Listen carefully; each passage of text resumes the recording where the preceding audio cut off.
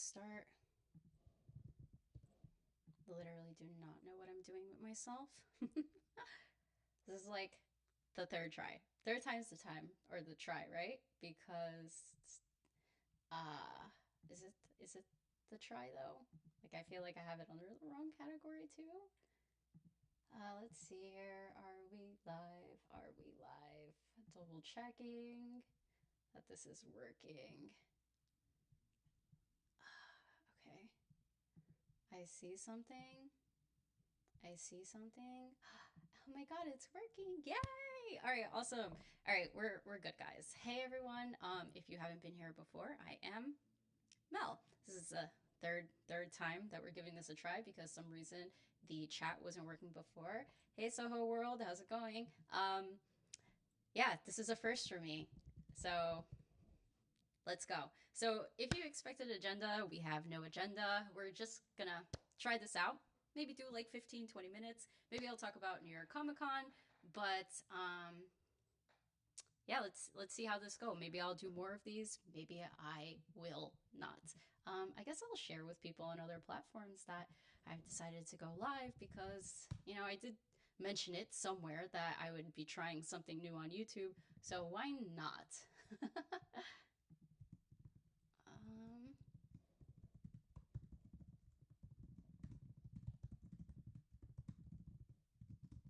Cool. All right, awesome. All right, great. So, thank you for anyone who has joined. Thanks for being here, and welcome to Live with Mel. Hopefully, this goes well. I'm just gonna sip on some tea and figure out what I really want to say for this stream. But first and foremost, anyone who checked out my video on New York Comic Con, thank you very much. It didn't gather a lot of views, but you know what? I had a lot of fun making it because it was my first time at New York Comic Con. So there was a lot of excitement just to be there. I will say that I got a lot of things while I was there, lots of freebies that they were giving away, especially at the Viz Media booth. I kept going back every single day trying to get more free stuff. Like they were giving away this Ace one shot. I guess that's also illustrated by the same creator or the same illustrator of Dr. Stone. That's why the art kind of looks like this if you've never seen Dr. Stone before. But I thought that was pretty neat, pretty cool. I thoroughly enjoyed the fact that at New York Comic Con they had a lot of more stuff. When you go to like a regular anime convention, which is mostly what I'm used to, you don't like get that wide variety of other things. Like I really appreciated seeing so much more stuff in relation to Korean manhwas and Korean like anime that were coming out. So like for example, Tower of God is the source is like Korean manhwas, and in addition to that, there is Solo Leveling, really popular, really famous right now. So like those few things I like really enjoyed seeing in regards to like what was offered at New York Comic Con. I mean, aside from that, there were some really cool things like regular webtoons. So I got to have one of my favorite webtoon authors right now. The series that they're doing is called Love for a Walk.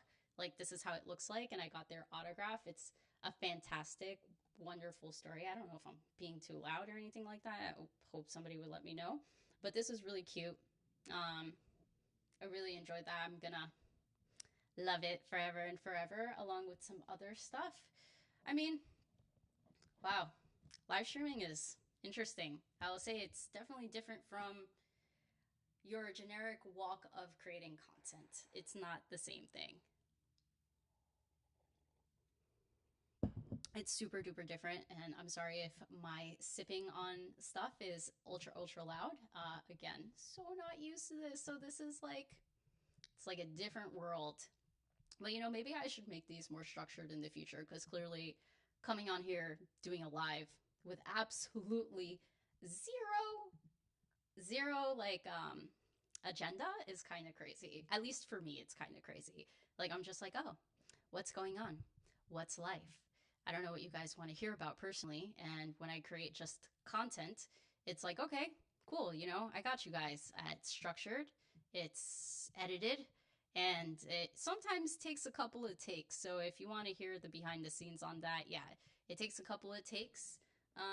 And then you get what you get as a final product within the like regular posted videos. What else can I talk about in regards to New York Comic Con?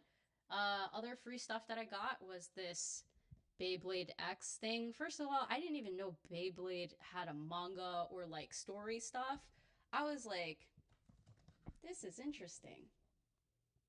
This is interesting. I was telling my husband about this. Like, hey, did you know that they created manga for Beyblade? This doesn't make any sense to me. I didn't realize like it had its own world like that, but it does. Manga that I got. So usually if you go to a con, you know that on the very last day they are like discounting everything because people don't want to go home with their stuff. They don't want to carry their stuff. I'm really trying hard not to curse on the stream because I always curse and I can't edit these out like I can in a regular video. So basically everything is a lot cheaper on the last day, aka Sunday, because people don't want to take their stuff home. This this manga right here was one of the manga that I got. I want to say on Sunday. It wasn't too much. I think like regular price is $13. They have con prices, and I think I got it for like $5 or $6. I read only the first chapter in this volume. I still need to like, what's the word here?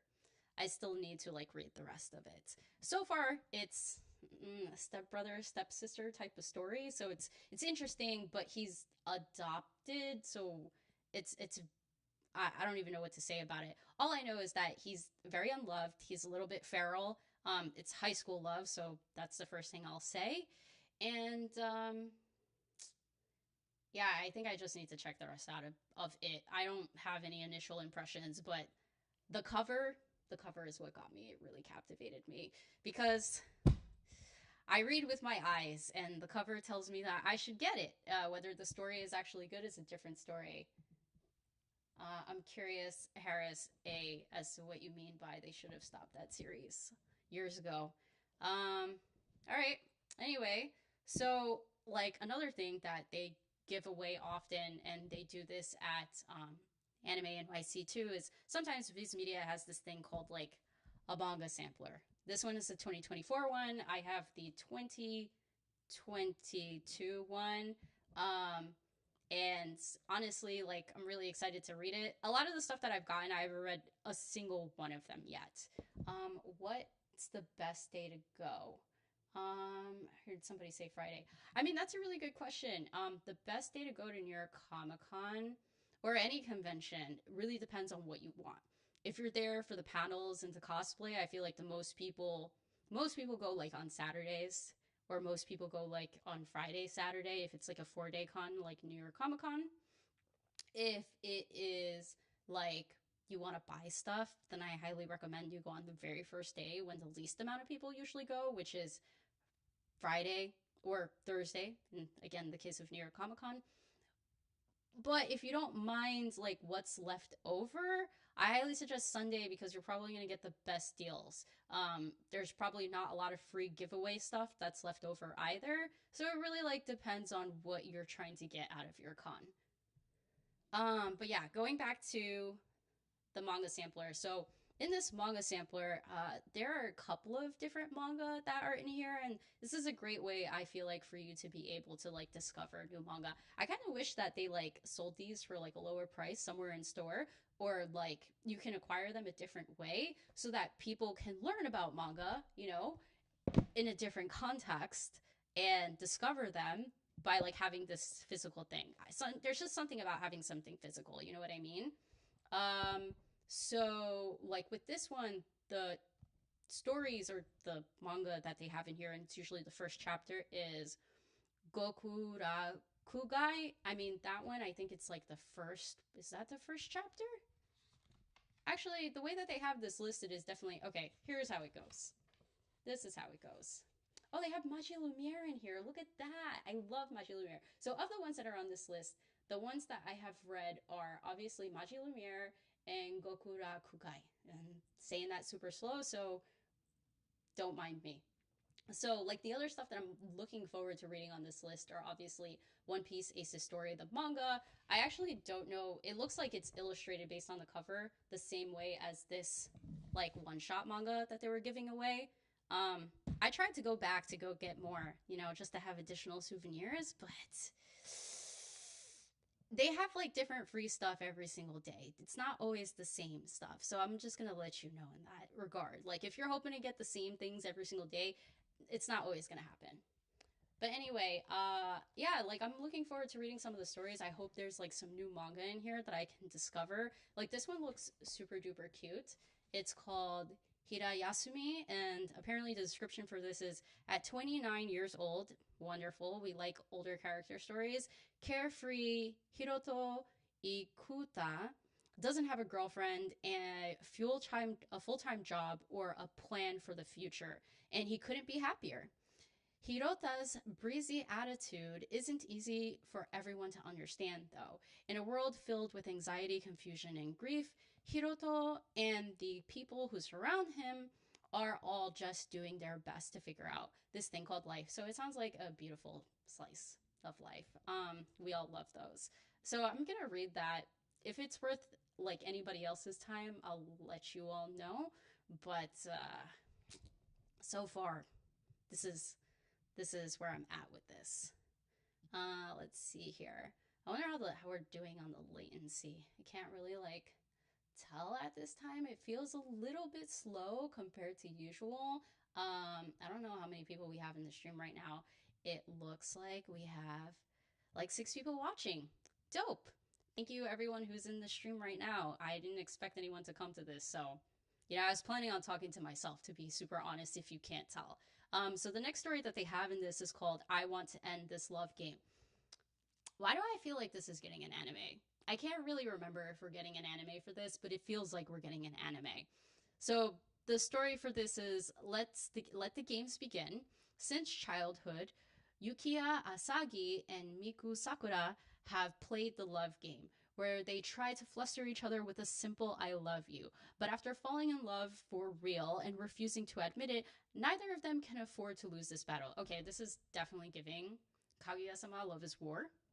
Um, I think I might be able to get into that. The art style, let's see. The art style looks kind of cute. Like, check it out. Not this part because that's the previous story, but the art style here looks kind of cute. Um, yeah, I think I could vibe with this art style. So we're gonna check out the first volume to that. I'm gonna let everyone know my thoughts on it. Maybe I'll do another live and talk about all of the first chapters that they provided in this Viz Media manga sampler. I'm assuming that you could read this on Shonen Jump or like any type of streaming Viz Media app based on this fact. Let's see here. All right, so the next story that they have in here is oh, hello. It's Kimi ni Todoke, From Me to You Soulmate. I'm assuming this is a spin-off. I haven't read the manga to this. I'm sure there's tons of people who read the manga to this.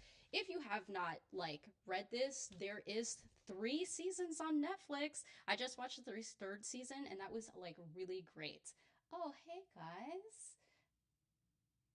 Yeah, definitely get back into more like slice of life manga. I feel like they've been creating like a lot of good new slice of life stuff. I mean, I created a video a while ago on slice of life stuff, but I feel like I'm overdue for creating a new one. I feel like it would be fantastic to create a new slice of life thing that maybe for manga instead of anime, maybe for manga. What do you think about that?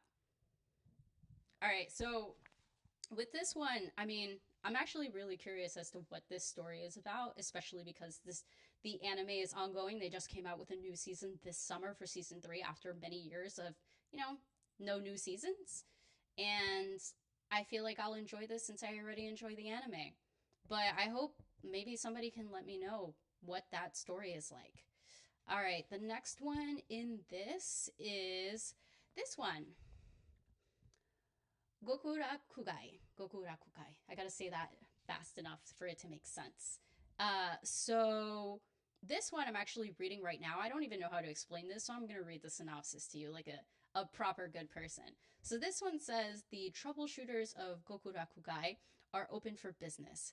In a rundown town without law and order, Alma and Tao accept work from clientele of all creeds and cultures, and they're always ready to dole out justice against human hungry monsters that lurk in the shadows. They'll take on any case as long as the price is right. Man, I am like,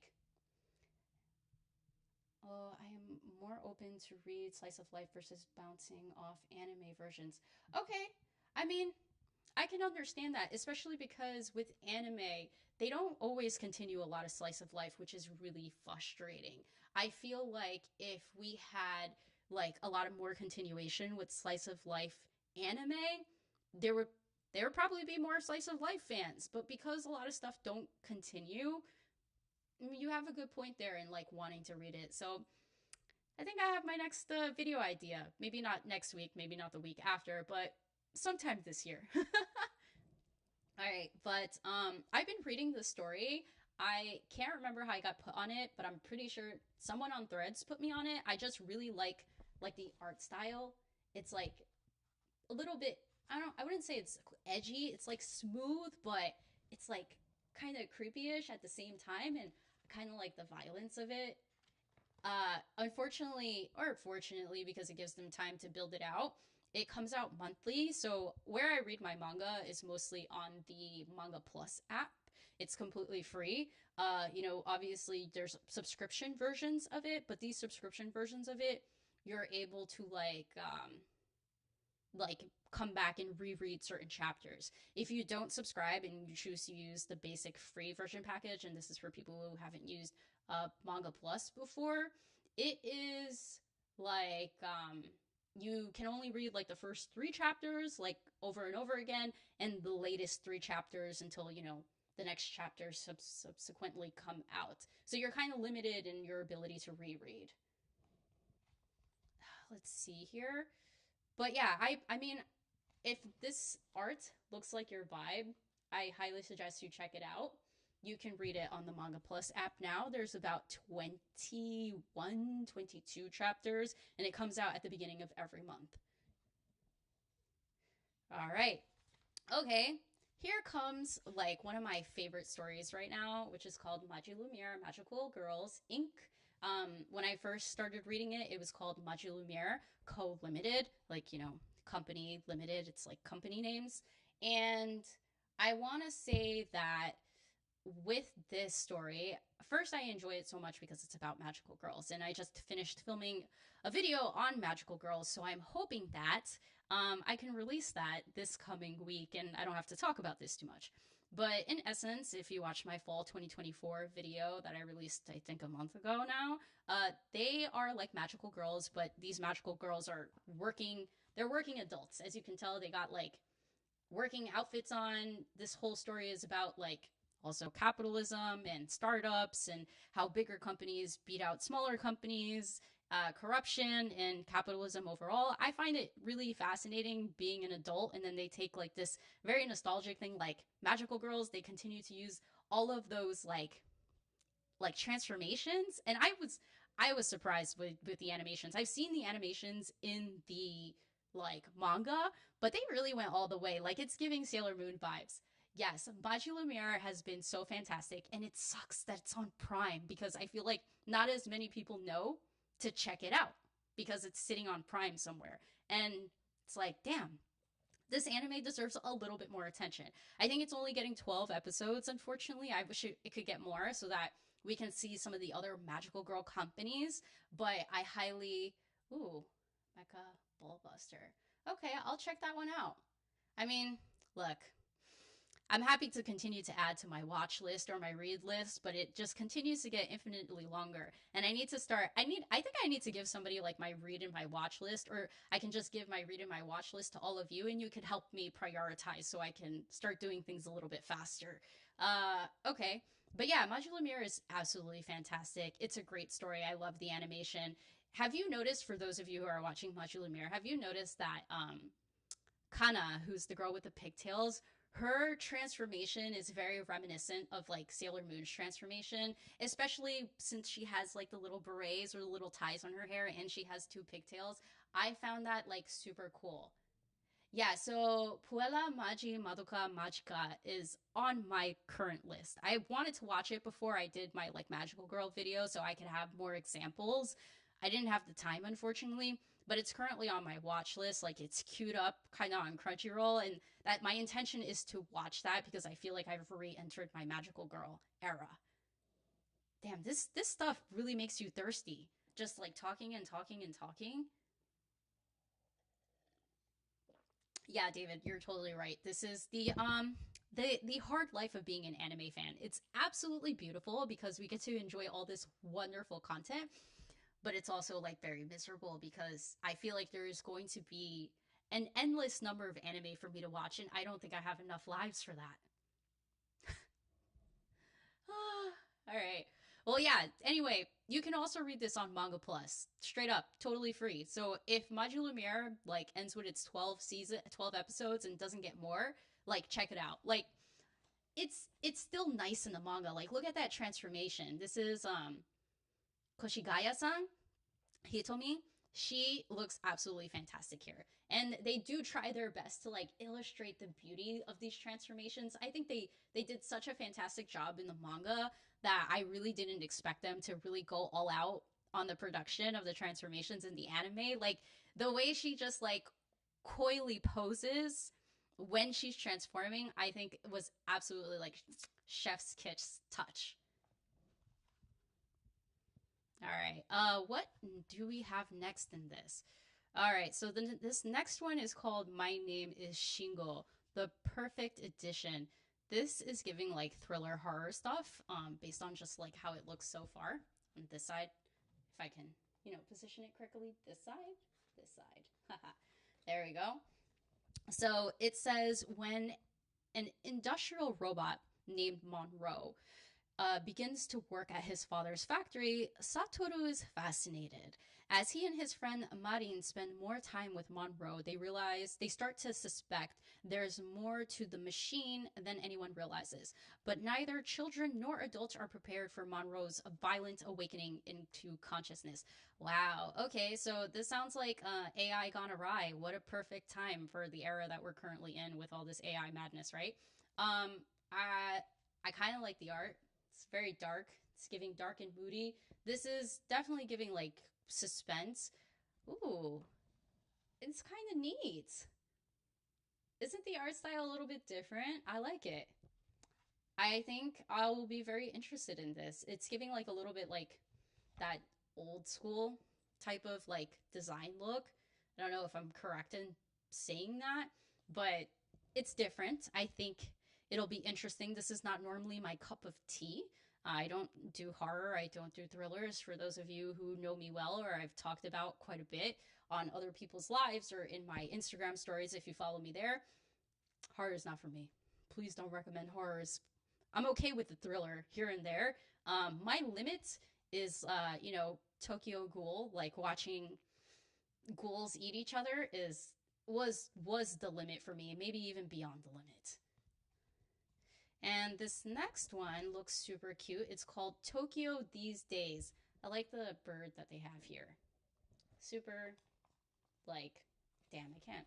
Let me stop that. Let me stop trying to bend this. Okay, but the story synopsis for this is after 30 years as a manga editor, Kazuo Shiozawa suddenly quits. Although he feels early retirement is the only way to atone for his failures as an editor, the manga world isn't done with him. For Shiozawa, Tokyo these days is full of memories and is cocooned in the inescapable bonds among manga creators, their editors, art, and the life itself. In life itself. So, I mean, this art style is giving me like Akane Banashi. I don't know if anyone's ever read Akane Banashi on here. If you haven't, I highly recommend. I really enjoy stories that can teach me about anything like science, history, other cultures, and Akane Banashi is definitely like a cultural one because it's talking about rakuga. But let me not get on a tangent. At least for this specifically, this story is giving like mangaka, like editor vibes, which I really like. They just dropped like a new one on Manga Plus. I have to look up the name. If you ever watched Bakuman, another anime that my husband put me on, I really loved that because it went into like the passion and the work behind being a mangaka, writing the story and illustrating, but it also went into like you know the systems for it, like what you have to do, what the storyboarding is like, getting an editor, pitching to a company. I thought that was really cool. So I feel like this story these days, is it called these days? Yeah, Tokyo these days might be something I may enjoy quite a bit. And then the last volume in this, or the last chapter in this sample volume, is One Piece Ace's story. All right, so for obviously those of you who don't know, there are a lot of different like spin-offs of One Piece out there. There are light novels out there, and there's obviously this Ace, the manga story. So it's originally a light novel, I believe, or just a novel, and it seems like they've illustrated it into a manga. So this one I'm actually kind of intrigued about. I'm also intrigued about the fact that it's not like Oda's drawing style, it's the Dr. Stone drawing style, which I think is really cool. It's very fascinating the way they illustrate the characters of Dr. Stone. And for this one, One Piece Ace's story. So this one I'm definitely going to read. I'll read the description for you, the synopsis, so you can check it out. Hopefully you're a One Piece fan, so this will just add to your universe. Well, hopefully you're caught up as a One Piece fan, because I don't want to continue to add to your One Piece universe. So this one is called Experience the Origin Story of Fire Fist Ace, the legendary older brother of Straw Hat Luffy, in this exciting manga by renowned artist Boichi. I think it's Boichi. Every time I see Straw Hat Luffy, I want to say Mugiwara no Luffy, because this is what happens when you watch 1,000+ episodes only in Japanese. Like, seeing Straw Hat Luffy just automatically translates into Mugiwara no Luffy.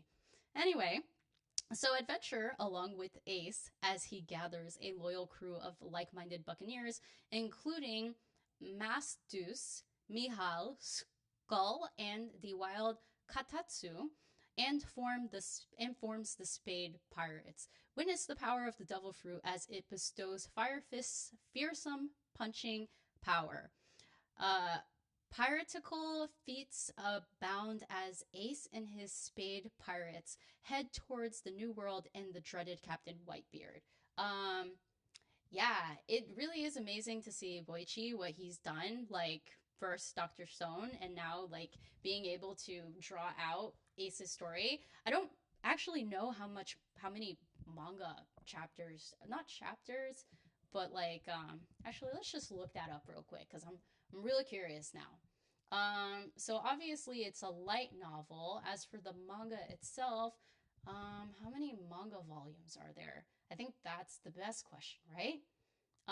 So far it looks like there's 2 volumes that you're able to read for Ace's story. Let's see, is there anything else? All right. I mean, so far it looks there's 2 volumes. I'll just straight up say that. I'm not going to spend my entire time looking to see how many volumes there are, but if you want to read it, there's a couple of volumes out there right now. So yeah, that one's something I might check out soon after I read the first novel. But yeah, I mean, I'll let you know my thoughts on everything that's in the sampler, with the exception of Maji Lumiere, because I hope to do a full video on that sometime soon, and the Magical Girls video will touch on that quite a bit. As for Gokura Kugai, I'm already reading that. I think it's a lot of fun. It's a monthly manga, so you definitely have to wait around and sit. If you're looking for a manga that has very low commitment, I mean, check it out. I'm enjoying it so far. I really like the action scenes. I like the contrast a little bit more because there's like a lot of blood, so therefore there's a lot of darkness in it. So yeah. All right, what else do I have here? All right, so I have like a couple of like manhwa here. I don't know if any of you read manhwa, so we might skim over that.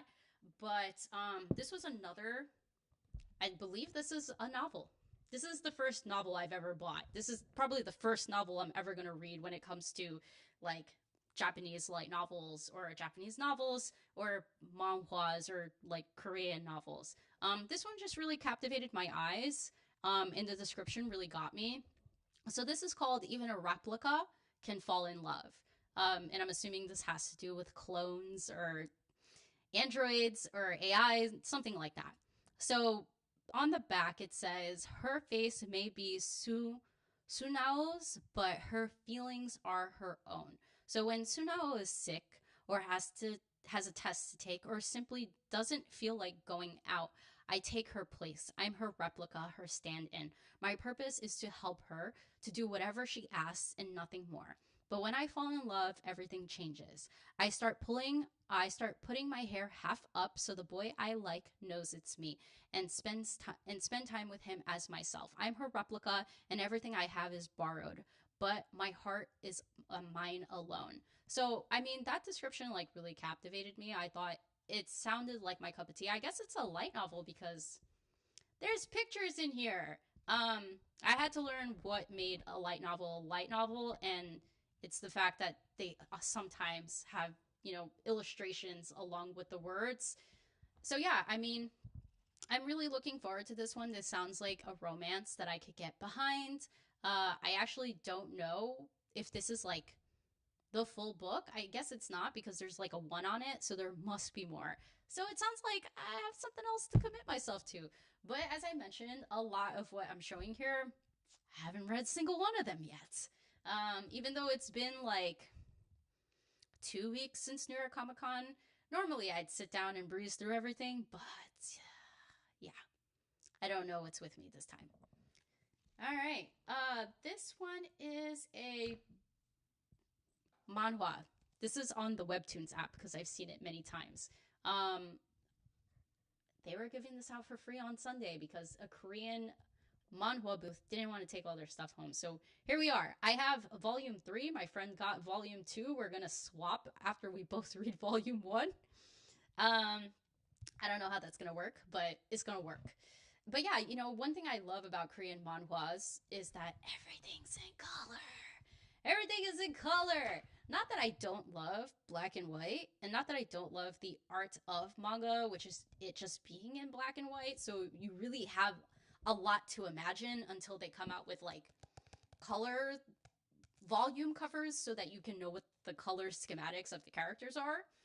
But the fact that this is all like in color, yes, there's less to imagine because of it, but I don't know. It just makes it like a little bit more captivating in my perspective to be drawn into the world. So yeah, I'm looking forward to reading this. I don't think the synopsis for this book is very helpful because I think I need to read volume 1 first. And then the very last thing that I got for at Bookwise, because I have other stuff like posters and things. I don't know if you guys want to see that. But the last thing that I got, which was Beware the Villainess, I believe it is on Tapas, which is another web comic app. I mostly read on Webtoons, but this is, I think, on Tapas. I gotta double check.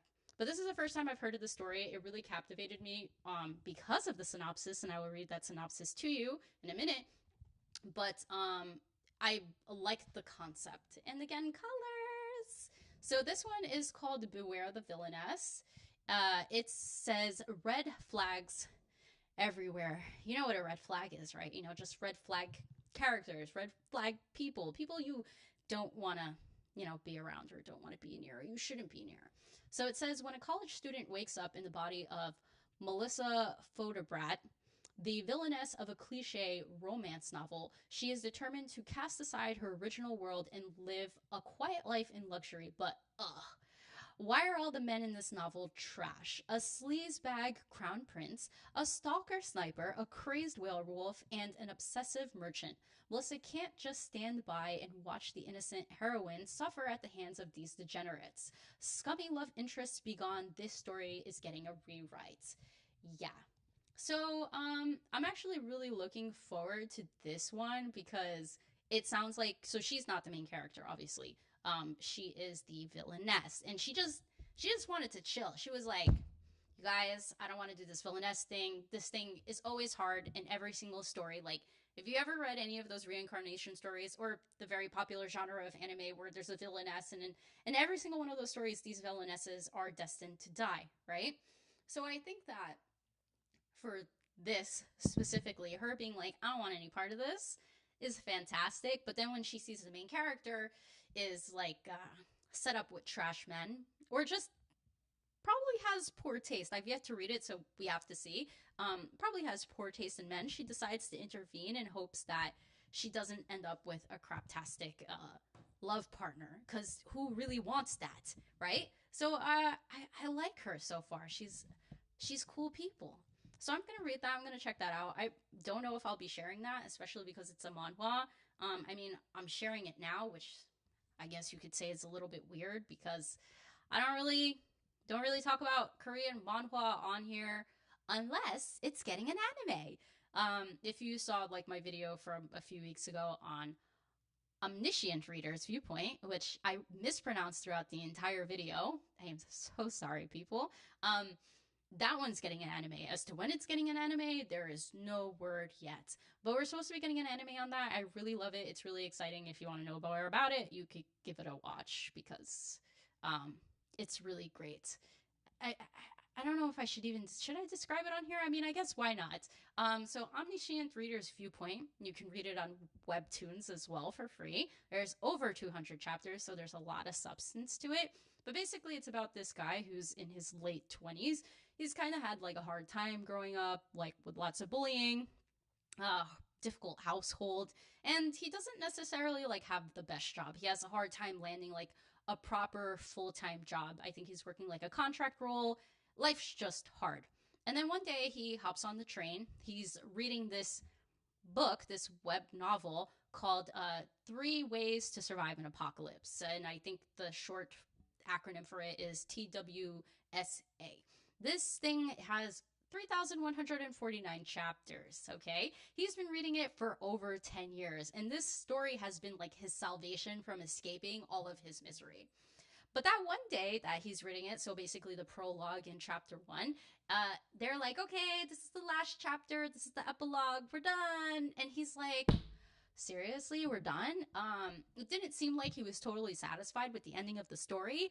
But with him being the reader, one thing I should mention is that he's been almost the only reader for like many years now, since like chapter 50 or chapter 100 out of the 3,000 plus chapters.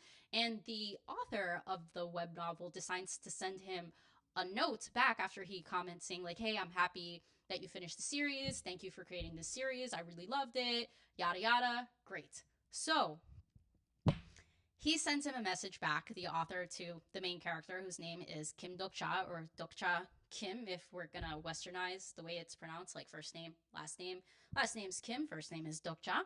And he basically is like, yeah, thank you for reading my novel. I really appreciate it.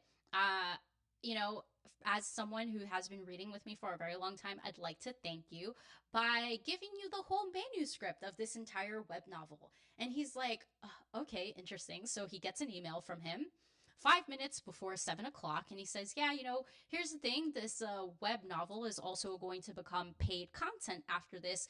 You're going to need this. Okay, bye. So Dokja is like, this is really weird, man. Why are you sending this to me? And lo and behold, as soon as it hits 7 o'clock, when the web novel becomes paid content, the story of TWSA turns into a reality for him.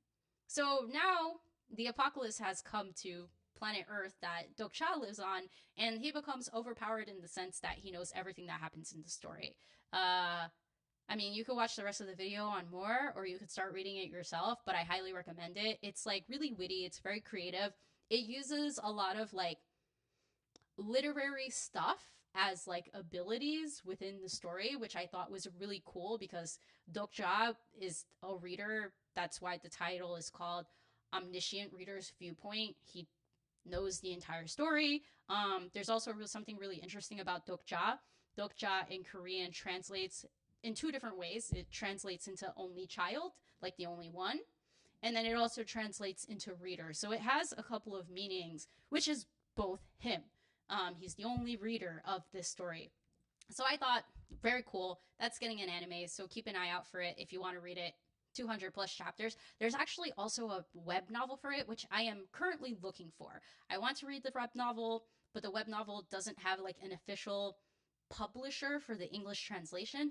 But not Yen Press, Eyes Press, which is uh, the the Korean division of Yen Press, has decided to pick up the publications for the web novel. They're actually already publicizing the web comic. Yeah, that was a mouthful.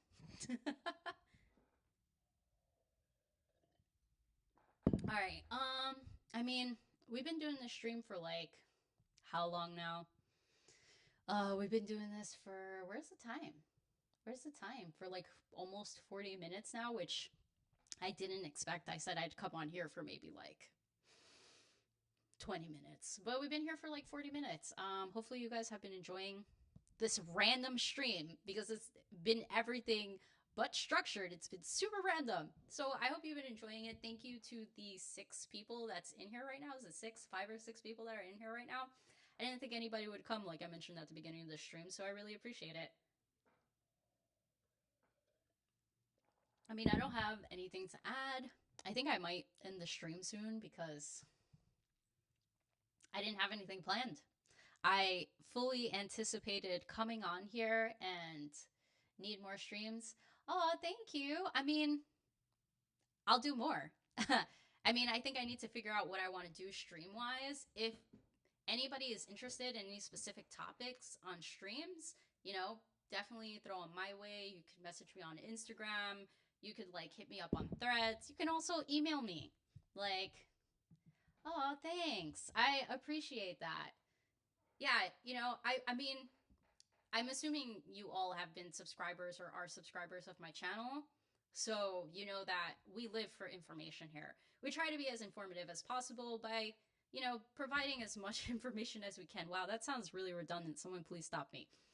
But I'm glad that y'all are enjoying this. This was great. I had lots of fun. I want to keep this going because I'm actually enjoying myself. But I'm one really, really thirsty. I should hydrate more.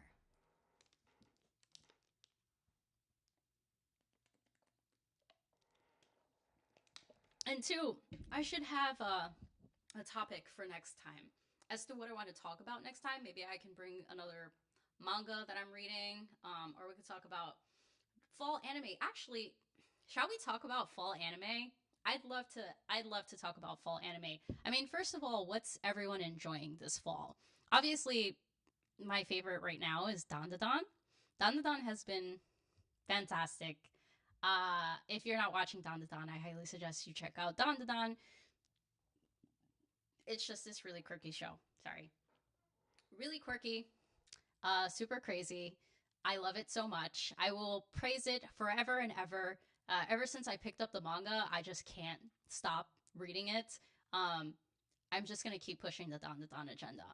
But I will say that some surprise anime that I picked up that was absolutely not on my radar this fall, like during the summer, because so anytime I like figure out what I want to watch for the next season, I start doing like preliminary research. Also, so that I can like create seasonal videos, what I'm watching, what I think other people should check out. I am so glad I was able to put you on the Dandadan train. I am happy to hear that. And I hope that you're like loving Dandadan as much as I am. So basically like that's what I do though. Before I read or I watch anything, I do lots of preliminary research. I start listing stuff out. Like I haven't started listing stuff out for winter 2025 yet, but what is it? November 3rd. By the end of this month, I'm going to start creating my doc of all the winter stuff that I want to watch. So that's basically how I start, creating these videos. Anyway, but one anime that wasn't on my radar until the day that I started, like I was getting ready to like sit down or stand up rather and film that fall 2024 video was Orb on the Movements of the Earth. Has anyone like checked out Orb on the Movements of the Earth? I guess I could post the poll question. Uh, mm, there we go. All right, cool. Oh, nice. This stuff is fun. Okay, great. I had my friend spoil me on Don to Don. I'm going to watch and read it soon. Damn, that hurts, man. On purpose, though. Oh, okay then. I mean, look, if you don't mind being spoiled, that's fine. I probably would have been a little bit upset just considering like how wild Don to Don is. Like, it's just you don't expect anything that's coming. So for a story like that to be spoiled, I would feel like a little bit bad if I did that. But it's such a lovely, fun, crazy time. Um, so, oh, not a lot of people are watching it. One person said yes, dope. Shangri-La Frontier is my obsession right now. Yeah, so I discovered that like a very short while ago. It is lots of fun. I honestly didn't expect myself to like it too much because it seemed like it was a gaming like anime, but I like it. It's lots of fun. The main character is wacky, a little bit unhinged, but he's very like what's the word here? He's very charismatic and keeps you pulled in. I feel like the story is about him and you're watching it because of him. But anyway, so yeah, Orb on the Movements of the Earth has been like my sleeper surprise anime. Though a lot of people I feel like on threads have been talking about it, and it seems like my social circle is really into it. I'm motivated by spoilers. I mean, look, I think we all need a little something, right? It's hard for someone to just give you a synopsis and then being like, hey, I definitely want to like read this. I definitely want to like watch this. Sometimes you need somebody to like give you a little bit of spoiler. Like for One Piece, maybe. I think spoilers should be encouraged for One Piece since it's so long and so hard to get people who don't want to commit the time into it. But anyway, so Orb on the Movements of the Earth, it gives like Vinland Saga vibes. If you like Vinland Saga, I highly encourage you watch Orb on the Movements of the Earth. The type of drama is very similar.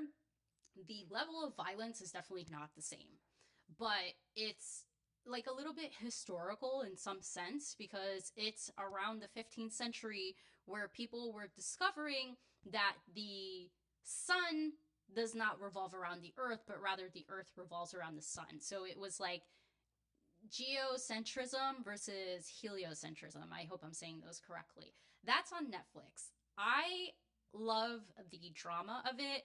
I also love the fact that it's not just like one main character.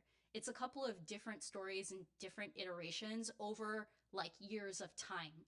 And the idea of carrying someone's will, which is very One Piece esque to an extent, carrying someone's will to make this truth like a thing, because during this time, at least within the anime, anyone who believed in heliocentrism or tried to promote the idea of heliocentrism were claimed heretics, and if you violated the law of preaching this idea to other people, you would get sent to jail. The only way you'd be able to get out of jail is if you recant like that you believe in it. But if you violate the law a second time after they sent you to jail, then they burn you at the stake. Very cute. Very cute. Um, but yeah, I like it because despite the fact that it could mean death for a lot of these characters, they are like, we must prove the truth. If we cannot prove the truth, then this world is not beautiful. And the best thing I want to say about it, like anime wise, because if they don't finish the whole story, which is done in the manga, I think I might read it. But the most beautiful thing anime wise is the way that they illustrate the stars. Because obviously, this story is about astrology, not astrology, astronomy. And the sky is a very important component to this story. So, people observing the stars, observing like the movements of the sky is a big part of this. And the way that they just illustrate and animate the sky is like so beautiful, like so captivating. It honestly, it's freaking stellar. I think Madhouse is animating this if people are curious about animators and the animation studio attached to it.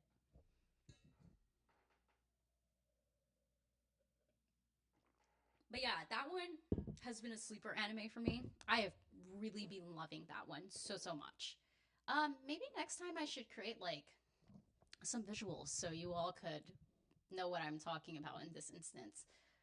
But yeah, I hope that you all want to check out Orb on the Movement of the Earth. I think it's like a really interesting story. Again, if you liked Vinland Saga, if you've ever seen Vinland Saga, it does give a similar type of vibe. Yeah, Madhouse does have that type of top quality. I won't argue with you there. And I mean, I think that's why I decided to name drop Madhouse. Thought might give a little bit of motivation if you haven't seen or haven't considered Orb on the Movements of the Earth. I mean, what is everyone else watching? I'd love to know. What is everyone else watching this season? Like, what is your favorite anime? Obviously, Dan Dan is up there for me. I want to say that Orb on the Movements of the Earth is definitely up there for me. Do you guys believe that I'm behind on Bleach? I haven't started part 3 at all. I feel so ashamed. I feel like a fraud. I mean, I'm not a fraud. I love Bleach, but maybe it's the fact that it sits on Hulu that makes it like hard for me to sit down. Everything this season I've been watching on Netflix and Crunchyroll and Prime, oddly enough. But Hulu, since Bleach is on Hulu, I just like haven't been there yet. Watching Ghost in the Shell and then movies. Ooh, what kind of movies? All right. I mean, there's nothing wrong with a good rewatch. Dude, I am so behind on Bleach and I am sad because the quality screenshots that I've been seeing, the quality video clips that I have been seeing is so insane and so amazing. I'm just like, why am I missing out on Bleach? Why am I missing out on Bleach? Sometime, perhaps this week or even next week, I'm gonna sit down, maybe binge Bleach, because it deserves my full attention. As a advocate of Bleach, as someone who promotes the crap out of Bleach, I should promote Bleach more. Me being behind makes me a little bit sad inside. Yeah, I feel sad and ashamed right now. But that's one that I need to catch up on for sure. Everything else, I think I'm pretty much caught up on, except for like yesterday's anime, maybe, and anything that could have dropped today. Ranma One Half, I'm really enjoying it. I didn't watch the original, so I'm very happy to see it right now. Can I just say that like older 80s and 90s anime getting reanimated now, I think is like an absolutely genius idea if they can retain the originality of the storyline, the originality of the animation to an extent obviously touched up because we're in 2024 versus 1990 something or 1989. I feel like that's absolutely genius due to the fact that there's been this surge of anime fans thanks to the pandemic and people having nothing to watch, right? The pandemic has brought in so many new like anime people, anime fans in general. And I think them reanimating some of these like older anime is absolutely fantastic. Like I'm sure there's a lot of like younger, newer anime fans that have never seen like the likes of Yu Yu Hakusho. That would be great. I think that Bleach. Ooh, I mean, I actually need to finish My Heroes season 7. I'm behind on that too. Wow, there's a lot of stuff I'm behind on. Holy crap. I really need to get my act together. I am not reading My Hero though. That I know is done. I have never had the desire to read it. I mean, sometimes when I start an anime, I really try to stay anime only. The reasons that I may switch over to a manga at some point is because I just like became so enamored with the story that I needed to know what was coming next. That doesn't happen very often. I like to think of myself as a pretty patient person, but that's one of those instances where I'm like, you know what? I think I'm pretty patient. I think I can wait to see the My Hero story finished, especially because we're getting the last season next year, right? Am I wrong in saying that? I believe we're getting the very last season, which is going to be season 8 in 2026, which is absolutely crazy. I thought we were going to get 10 seasons of My Hero, considering I don't know what the pacing is like between the manga and the anime, but I really thought we were going to go 10 seasons. But you know, 8 is good. Really? That's pretty dope. Crunchyroll is the place to be. It really is the place to be. Um, there's a lot on there. You could just watch so much on Crunchyroll and never make a dent into the catalog of content that they have. But I feel like I lost my train of thought. I do that very often. I lose my train of thought very often. But we were talking about Bleach, right? And how I'm behind on Bleach and what people are watching this fall. I mean, there's nothing wrong with rewatching stuff. I definitely enjoy a good rewatch. Things that I love rewatching are Watakoi, Love is Hard for Otaku, um, Life Lessons of Urumichi Nissan, which I have been looking for ways to create a video around. A Yu Yu Hakusho remake would be fantastic. Yeah, would love it. Maybe even a rewrite of the last season because I'm torn. You know, Hunter x Hunter getting finished, I guess, is contingent on like the manga, right? Like the manga being able to continue. Like obviously they started up the manga again, which is fantastic. But yeah, like it would be great to get like a Yu Yu Hakusho remake. I honestly really want them to just redo all of Bleach at this point. After they gave us that 20th anniversary like animation clip of all the previous seasons, I am dying to see the rest of it reanimated, especially because Bleach is filled with fillers. And it hurts the soul so badly how much fillers that Bleach has. Oh, hey, more new people in the chat. Hey, everyone. How's it going? Welcome to this random stream. Mel has been trying really hard not to curse on the stream because when you don't have editing power on something that's live, you have to kind of be careful what you say, right? Yes, Orb on the Movement of the Earth is amazing. Uh through Demon Slayer manga after okay, I mean, look, I Demon Slayer is almost coming to an end and I need to like either wait or I'm going to read it. Redo Naruto as well. Get rid of the fillers. I mean, redoing Naruto might also be a good idea. Imagine if they reanimated everything like they're like the fact that they're already planning to like not redo but like animate a shorter version of One Piece. The fact that One Piece is getting like a new animation before Bleach and Naruto, things that are already done, speaks volumes, but is also like insanely crazy to me. Yes, make Bleach concise. I mean, I feel like we need to start a position. Um, Studios, I feel like they gave us a little bit of hope, and I hope that they don't. It wasn't false hope that we could get like a reanimation. That again, that 20th anniversary video was like, what if all of Bleach looks like this?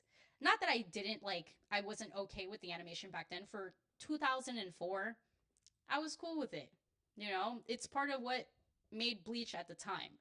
But it being redone would be a masterpiece. Oh, yeah, so no super chats because I'm not qualified for that yet. So we're just here live streaming. I'm just here having fun with you guys. I haven't met like the requirements. If you know how YouTube works, I haven't met the requirements for super chat, but I'm glad that you joined, Spencer. Just enjoy the fun. Just have fun. Um Japan might as well run the gauntlet. It's that time. Yeah, it is that time. I mean, let's just go. Remakes and reboots. Another one that I really want like remade, another reboot that I want is if you're a romance fan. If you're not, then you might not know, but we were on High School Host Club. That one needs a reanimation. Um what I need a continuation of is Yona of the Dawn. I need that to be continued. I think somebody threw in the chat that they want to see Hunter x Hunter continued, but the problem is if the manga is not done, it's hard for the anime to continue, right? But that would be cool in itself. There's a lot of like old school stuff that I feel like new people could get put onto. Right.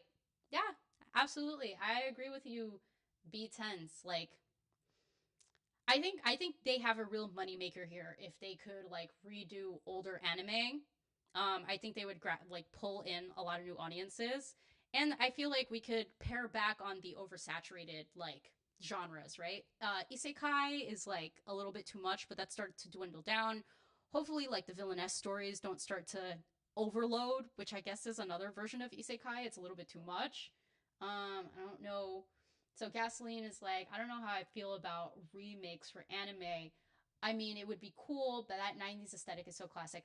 I mean, you're absolutely right. I mean, here's the thing. I don't think like it absolutely needs to be remade. I think that the idea of remaking it to introduce like new audiences to it is like a good concept and a good idea. Like there's a lot of new people, as I was mentioning earlier, that are new to anime as a whole. So the only anime that they really know is anime that have been coming out in like the last decade. Like they obviously know Demon Slayer. Demon Slayer came out like right before the start of the pandemic. So there's a reason for its like immense popularity, since it was something that people could kind of easily gravitate to, and it was there, and the animation is stellar. But anything that came out like way before then, maybe even before the year 2000, people are not even thinking to look up because, quite frankly, they probably never heard of it and never thought of it. Teen nostalgia. Yes. Yeah, look, I feel like we need to talk more about Uran High School Host Club. Like, let's get something out there. Even if they don't reboot the whole thing like they did with Fruits Basket, I just need somebody to finish it because the manga is clearly over and the manga ending is not the same as the season 2 ending. So there's a problem here. We need some consolidation. Yeah, I mean, that's a good point. Definitely like let's not overdo it. And to be honest, I think Japan is overdoing it overall with just the anime, right? The quantity of anime that comes out like every season just seems to be increasing. Like this fall season, I I kid you not, I think I am actively watching 22 new anime. It's not sustainable. As to where I find the time, I can't even tell you where I find the time. But we sit down, we watch, the hours pass, and then it's like, holy crap, we just watched like 10 new anime today, or we just watched 5 new anime today, because they all have episodes releasing every week. I would like there to be less, obviously, due to the fact that. I mean, is anyone watching season 2 of Blue Lock? Like, that's the obvious reason. That one, uh, yeah, 22. I mean, you've probably seen my fall 2024 video. There's only 16 anime on that list, but I'm watching a lot more. I like reboots of sorts if it's adding alternative material from the original. Okay. Yeah, I mean, when you say original, do you mean original like manga story, like the original source story, or do you mean original in terms of like the first run at the anime?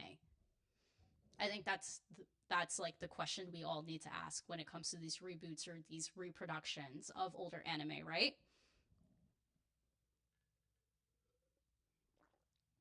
Wow. Wait, hold on. How are you watching stuff at 1.5 and 2x speed?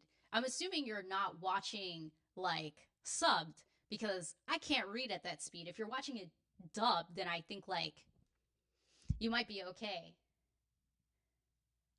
Thanks for introducing so many different anime genres of anime. There's always so much focus on shonen, breath of fresh air. Oh my god, thank you. I really appreciate that. Like honestly, thanks for also being a subscriber. I do see your comments sometimes on some of my videos, so I appreciate your continued like support. Honestly and truly. Yeah, as you may know, I'm a very varied watcher. As I mentioned earlier in the stream, we just don't do horror here. We don't do horror, we don't do thriller, but I sometimes dip my feet into it. Like currently and recently I got a volume from a con for a Blood on the Tracks, which is kind of horror-esque. I read the first volume. I am completely floored, but I'm going to continue to read the rest of it. Um yeah, you know what? I'm reading Blue Lock right now because I had to give up on the anime. I had to give up on the anime with the way that the production has been treated in season 2.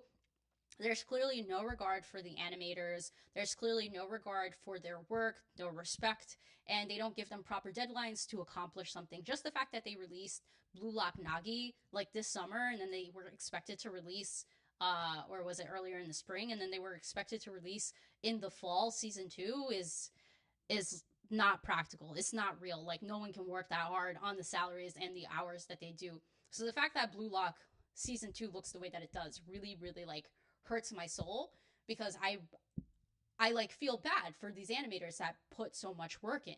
And it's at this point like the manga that is absolute still image has more action than the anime.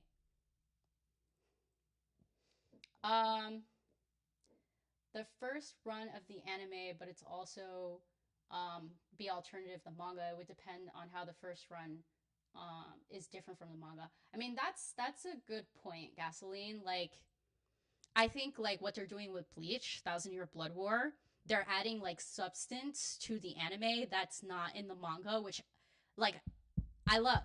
It's absolutely fantastic, and I think it's a great idea.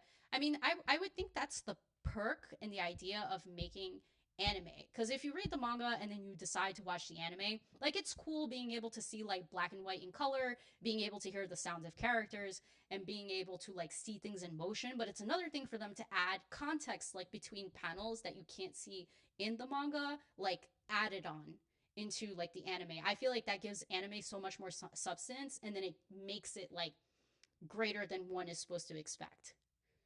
Um yeah, the Blue Lock animation is is such a disappointment. It makes you want to cry, right? Like it season 1, just give us back the quality from season 1. I'm begging the studio, please, for the love of Bob. Um yeah, dubbed. Sub requires the sit down like you. Yeah. We sit down. We pay attention. We read. This is how we watch. I'm gonna be watching the Haikyuu movie tonight. Yes, that did just come out on Crunchyroll. I still need to sit down for it. I was so sad when I missed it in theaters. Just like Blue Lock Nagi, I missed that in theaters. Both of those are also like on my watch list. I fully intend on watching them, but because the fall is so stacked, I haven't had like a single second to be like, let me watch a movie because that requires an hour and change of my time, which is more than I normally allot for when I sit down watching for anime. Um, let's see. Oh man, thank you guys for all the activity in the chat. It's like really cool to see like all the activity going on. I appreciate you guys. Yeah, I really need to watch the Haikyuu movie. I've been missing Haikyuu. Like the way that it's been like staggering aspects of the animation out. Haikyuu withdrawal. Haikyuu withdrawal. I need to just like sit down and watch it. I'm gonna make that my task before the end of the year. I'm gonna watch Haikyuu, the movie, and I'm going to watch Blue Lock Nagi because watching season 2 of Blue Lock has been hurting my soul, and I'm hoping that the movie quality is the same as the first season because I heard really good things about the movie. Has anyone watched the Blue Lock movie yet?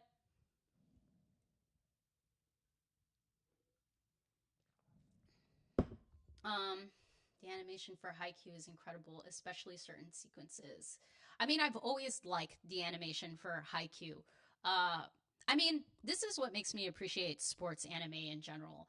Sometimes, like when you get a really good studio to do a sports anime, the physiology of the athletes in that anime is just so much more grand and so much cooler. I find sports anime a different level of engagement when it comes to action just because I feel like it takes like some understanding of like how the human body like moves and being able to like flex those muscles in the animation. I feel like it's the coolest thing ever. I geek so hard. Really, it was a disappointment. Damn. That okay, that hurts when I read that. Is a disappointment. Okay, I mean, I'm still gonna watch. I mean, I can let you know after I watch, but yeah. Okay. Yes, the Blue Lock manga is going crazy right now, Spencer. I'm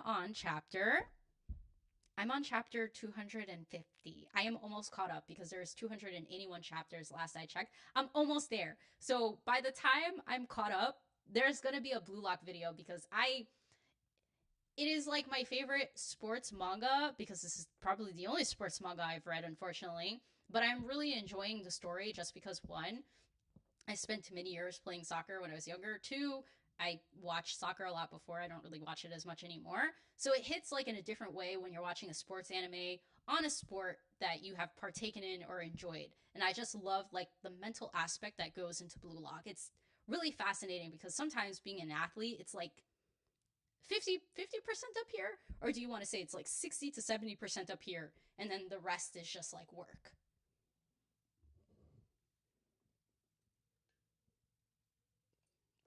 Yeah, I know the Blue Lock movie is from Nagi's perspective. I mean, I like Nagi's character. I think he becomes more fascinating later down the line. Like in the beginning, he's just this really talented, like raw talented character that is not at his full potential yet because he doesn't fully understand soccer, he doesn't fully grasp it, and he just does things on a whim or as his body feels like. So I am curious about the movie to a bit of an extent, as to like whether it's good or not. I mean, I have the same questions just based on what I'm seeing for Blue Lock U20 Japan. U20 Japan's like match hasn't even started yet, and I'm super concerned as to what it's going to look like. They can't possibly have made it the same as these first 5 to 6 episodes of Blue Lock, did they? Ah, Blue Lock is making me sad right now. Let's talk about something happier. Okay, what else are we watching this season? Um, what else am I enjoying? Like, Blue Box is cute. That's another sports anime. I'm a little bit behind on that, like 2 episodes behind, but I like how cute it is. Like it's romance and sports. And it's not just one sport, which I enjoy because it's a sports high school. It's like badminton. And honestly, I low key love badminton. I like to watch badminton in the Olympics. The way that people move so fast trying to hit the shuttle, superhuman. How do they even see it? It's white and it moves completely like way too fast for my eyes. So I like that there's badminton in it. I like that there's a common sport like basketball in it. I feel like lots of people have seen basketball in some shape or form just due to the popularity of the sport, at least in the United States. Um, and then really cool, like not as popular sports like rhythmic gymnastics. I hope to see like more of that within Blue Box. It seems cool. I like it so far. What else is there going on this fall? Hmm, I don't know. There's like so much going on, it's hard to even say like off the top of my head. And mind you, I watch them on a regular basis. Hmm, what else is going on this fall that's like really good? I mean, I talked about Orb on the movements of the earth. Oh my god, yes! Okay, okay, okay. Otaku News, Demon Lord 2099. I have surprisingly been enjoying that. That was on my list though. So I've had it on my list since before it started. I was like, I'm going to watch this because I originally thought that it was giving Devil is a part-timer vibes, but it doesn't seem like it's anything like that. Like it has some like comedic aspects to it which I enjoyed. Like him trying to become a streamer, how he interacts with like his fans, like the humor kind of hits me in a different way because obviously I do YouTube content for funsies. So as I'm doing this and then watching the show, I'm like, this feels like very relatable in some way. Hmm. But then there's like this action component. Like it feels a little bit more serious than the first season of Devil is a Part Timer. I know Devil as a Part Timer eventually gets more serious, like in season 2, but they balance a little bit of like small humor and seriousness right from the get go. So I feel like I understand what I'm getting.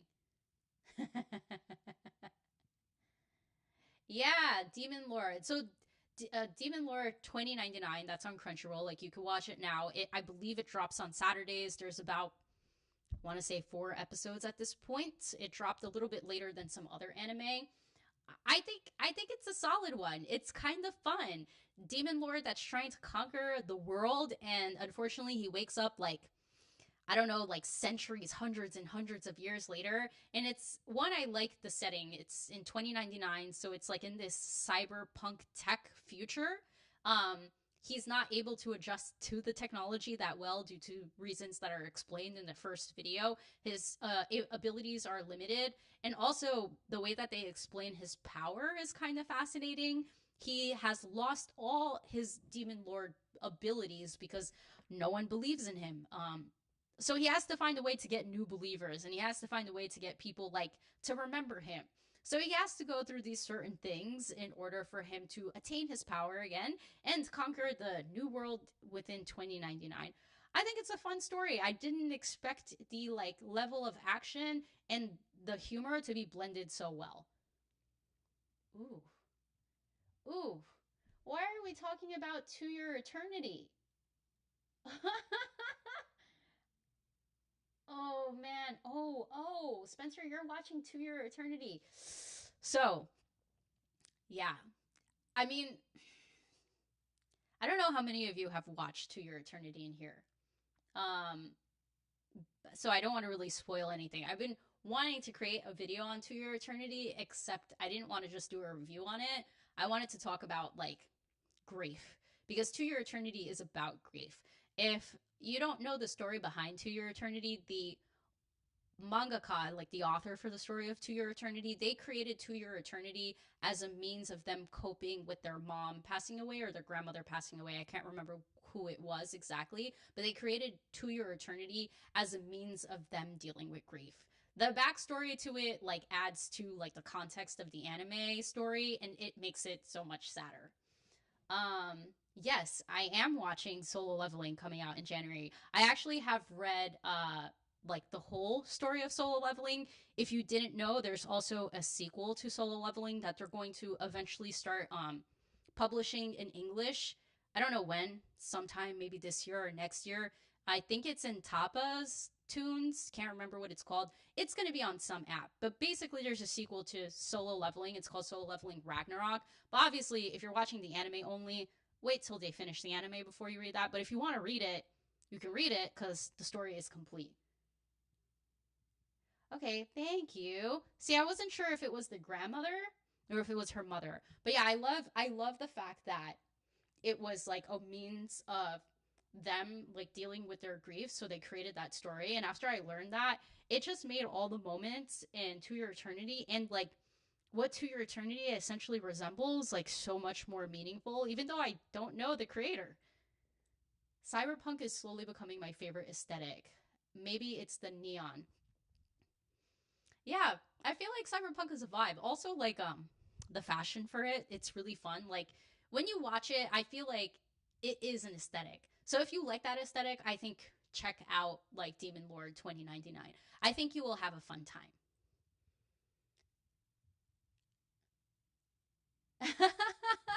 I mean, I feel like we're having a good conversation, aren't we? We are like just talking about anime that we all love, which you know what? That's all I kind of ever really want out of doing lives, even though this is my very first live, is to be able to engage with you all and talk about like all anime that we enjoy. I think that honestly that was the whole idea of me creating my YouTube channel, Animel Anime with Mel, to be able to talk about like various anime across the spectrum. Obviously, not just like action anime or shonen. Shonen is not always action. Magi Lumiere, Magical Girls is technically a shonen since it's like in Shonen Jump. Um, Akane Banashi, another manga that's in Shonen Jump, that's considered a shonen, but there's no actual like action like battle action in there. It's a story about rakuga or rakugo, which is a cultural aspect in Japan or a cultural art form. But you know, I like this is fun. I'm enjoying it. Thanks for joining the stream. I mean, I may have said it a few times, but I'll say it again. I appreciate you all who are here just chatting it up. We're having a good conversation talking about anime. So I appreciate it. I am on here a lot longer than I expected. When I originally started this stream, I was like thinking to myself, maybe we'll do this for 15 to 20 minutes, especially because I had no material. I had absolutely no direction. But we're literally just winging it. Yeah. I low key did not watch any anime in college. I was too busy hitting the books. I forgot about anime for a very long time. I got back into anime after college, thanks to One Piece.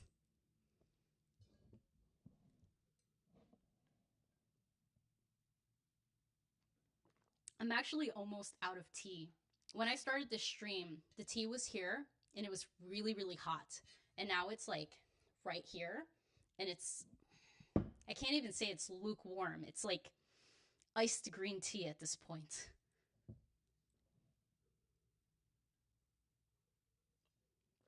So I might I might end up ending the stream soon because one, I've been here for a really long time, longer than I anticipated.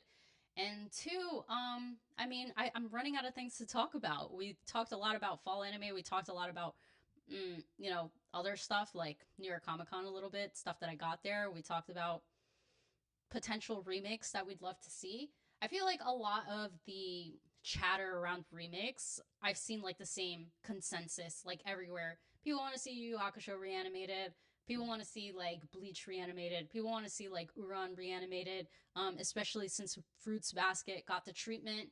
So it'd be nice if like some, at least these handful that I'm thinking about get reanimated, because this seems to be like something that I often see on Instagram, Reddit, or like Threads. So a couple of different platforms I'm seeing like the same types of things. All right then. I mean, we already hit an hour and 20 minutes. I think I'm going to end the stream here. So, one, thanks everyone for being here. I appreciate you all for joining. This has been fun. I think I may do more of these as I continue to like try and enhance the offerings of my channel. For the most part, if you've been here for a while, it's mostly been reviews, recommendations, sometimes analyses when I have a lot of time on my hands or I'm really passionate about an anime. But as things are going on, and I've been doing this for like maybe 3 years now, I think I want to start getting into live streams. So yeah, hopefully you can look forward to more live streams. I will have more structure next time. I think. I promise. I think. And if there are topics that you all want to see, like on the streams, feel free to like email me. My email me, I think, is my email. God, listen to me. My email is like somewhere in my YouTube channel. I'm pretty sure it's somewhere. You can email me or you can follow me on Instagram or like on Threads. I believe all like my social links are like in my about section. But yeah, feel free to give suggestions. I'm open to them. If not, we're just going to have another random stream where we talk about stuff. Or we could talk about specific anime next time. Maybe we could dive deeper into fall 2024. We could talk about winter 2025. But until then, I will catch you all on the next one.